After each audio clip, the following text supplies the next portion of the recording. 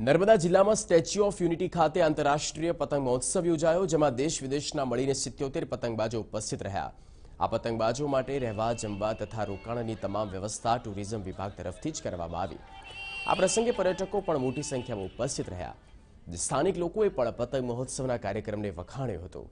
અહીં તારક મહેતા કા ઉલ્ટા ચશ્માના ઉત્તરાયણના એપિસોડનું શૂટિંગનું આયોજન પણ કરવામાં આવ્યું। દયા ભાભી સિવાયના તમામ કલાકારો 2 દિવસ ટેન્ટ સિટીમાં રોકાશે। આ એપિસોડ શૂટ થયા બાદ સ્ટેચ્યુ ઓફ યુનિટીના પ્રવાસનને વધુ વેગ મળશે તેવું ટુરિઝમ વિભાગના અધિકારીઓ માની રહ્યા છે। જુદા જુદા દેશોમાંથી 48 જેટલા પતંગબાજો ભાગ લઈ રહ્યા છે। તે સાથે જ 8 રાજ્યોના 32 જેટલા પતંગબાજો ભાગ લઈ રહ્યા છે। સ્થાનિક 15 જેટલા પતંગબાજો છે એ ભાગ લઈ રહ્યા છે। જે સારા પતંગો, સારા ઉત્પાદકો અને જે સારા ફ્લાયર્સ છે તેને પોતાનું કૌતુક રજૂ કરવાની તક મળશે અને અહીંયા આજુબાજુ જે લોકો વસે છે અને જે લોકો પર્યટકો છે એ આ નજારાને જોઈને એ લોકોને આનંદ